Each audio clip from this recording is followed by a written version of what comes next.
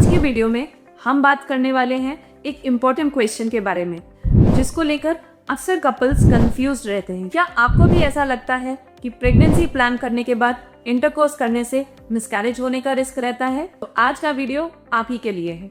आज के वीडियो में हम डिस्कस करने वाले हैं क्या प्रेगनेंसी के दौरान इंटरकोर्स करना सेफ है या क्या इसकी वजह से मिसकैरेजेस का रिस्क अधिक होता है। सच तो ये है कि प्रेगनेंसी में इंटरकोर्स करना ना तो 100% सेफ है और ना ही ये सच है कि प्रेगनेंसी में इंटरकोर्स करने की वजह से आपका मिसकैरेज 100% होगा।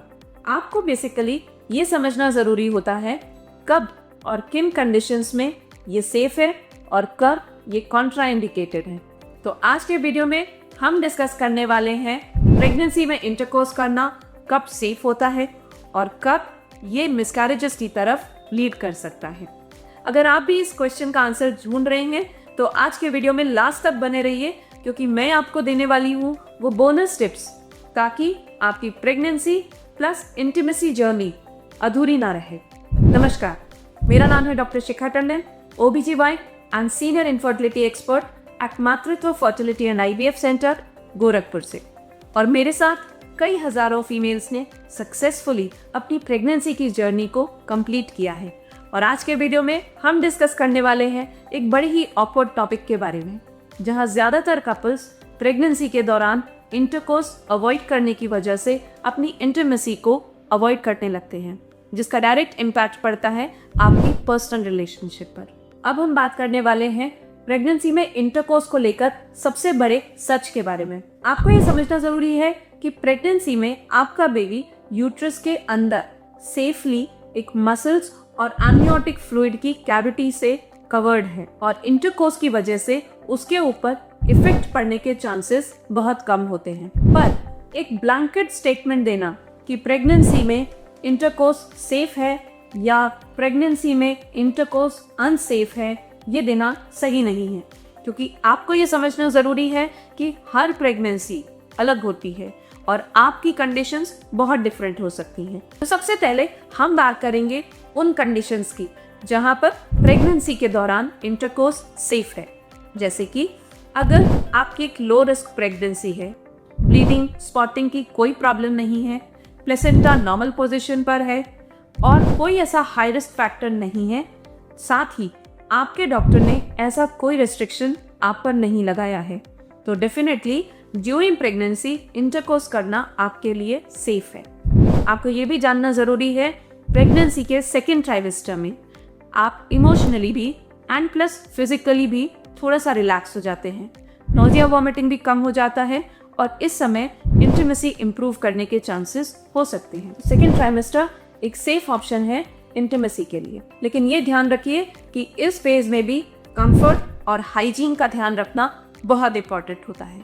अब हम बात करेंगे उन कंडीशंस के बारे में जब प्रेगनेंसी के दौरान आपको डेफिनेटली इंटरकोर्स अवॉइड करना चाहिए। अगर आपकी पास्ट हिस्ट्री के अंदर ब्लीडिंग, स्पॉटिंग या रिकरेंट मिसकैरेजेस की हिस्ट्री है तो आपको इंटरकोर्स अवॉइड करना चाहिए। अगर प्लेसेंटा प्रीविया या शॉर्ट सर्विक्स की हिस्ट्री है या कई बार ऐसा मिसकैरेज आपके साथ हो चुका है तो डेफिनेटली इंटरकोर्स आपके लिए कॉन्ट्राइंडिकेटेड है। अगर आप मल्टीपल प्रेगनेंसी कैरी कर रही हैं जैसे ट्विंस या ट्रिपलेट्स, तो भी रिस्क ऑफ मिसकैरेज आपके लिए ज़्यादा है। ऐसी कंडीशन में इंटरकोर्स अवॉइड करिए। किसी भी हालत में आपकी हेल्थ और हाइजीन मोस्ट इम्पॉर्टेंट है मिसकैरेज को प्रोटेक्ट करने में। और अगर आपको आपके डॉक्टर ने कोई ऐसा कॉन्ट्राइंडिकेशन फैक्टर बताया है तो इसको बिल्कुल भी हल्के में लेने की गलती मत करिए एंड डेफिनेटली आप इंटरकोर्स को अवॉइड करिए। हम बात करने वाले हैं उन कॉमन मिथ्स के बारे में जो रिलेटेड है प्रेगनेंसी और इंटरकोर्स के साथ, और इसमें सबसे पहले नंबर पर आता है प्रेगनेंसी की वजह से मिसकैरेज हो सकता है। ऐसा ज़रूरी नहीं है। आपको ये समझना ज़रूरी है फर्स्ट ट्राइमेस्टर में मिसकैरेज का most common reason chromosomal problems होती हैं, इंटरकोर्स नहीं। और दूसरे मिथ पर जो कि है इंटरकोर्स की वजह से बेबी को चोट लग सकती है। आपको ये समझना जरूरी है, जैसे मैंने आपको पहले बताया, बेबी बहुत सेफ कवर्स के अंदर यूट्रस के अंदर इम्प्लांटेड है और इंटरकोर्स की वजह से बच्चे को चोट पहुंचने के रिस्क बहुत कम होते हैं। नेक्स्ट अब हम बात करने वाले हैं प्रेगनेंसी में इंटीमेसी गलत है या सही। समझना जरूरी है कि प्रेगनेंसी एक नेचुरल कंडीशन है और इस दौरान इंटीमेसी हर कंडीशन में गलत नहीं हो सकती। ये डिपेंड करता है आपकी स्पेसिफिक कंडीशंस के ऊपर। हम बात करने वाले हैं उन 4 सेफ्टी टिप्स के बारे में जो हर कपल को फॉलो करने चाहिए ड्यूरिंग इंटरकोर्स विद प्रेगनेंसी। और इसमें सबसे पहला आता है कंफर्टेबल पोजीशन। इसको आप इग्नोर नहीं कर सकते हैं, ये चीज मोस्ट इंपॉर्टेंट है। अगर पोजीशन अनकंफर्टेबल है तो डेफिनेटली ये मदर एंड बेबी दोनों के लिए रिस्की हो सकता है। दूसरा, फोर्स का भी एंड डिस्कम्फर्ट का भी हमें ध्यान रखना बहुत जरूरी है। तीसरा, प्रॉपर हाइजीन का ख्याल रखना सबसे ज्यादा इंपॉर्टेंट है क्योंकि इसकी वजह से इन्फेक्शंस का रिस्क अधिक हो सकता है आपके लिए। और सबसे इंपॉर्टेंट बात, अगर इंटरकोर्स के बाद आपको ब्लीडिंग या पेन होता है तो डेफिनेटली इसको इग्नोर ना करें। अब हम बात करने वाले हैं कब तुरंत आपको अपने डॉक्टर से कंसल्ट करने की जरूरत है। अगर इंटरकोर्स के बाद आप ब्लीडिंग देखती हैं या यूट्राइन कॉन्ट्रैक्शंस होते हैं या फ्लूइड डिस्चार्ज हो रहा है तो आपको तुरंत अपने डॉक्टर से कांटेक्ट करना जरूरी है।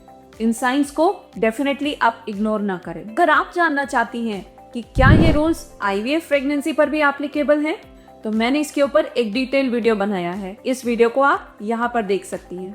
मैं ऐसे ही प्रेगनेंसी रिलेटेड वीडियोस आपके लिए हर हफ्ते लाती हूँ। जल्द ही मिलूंगी आपसे अगले वीडियो में।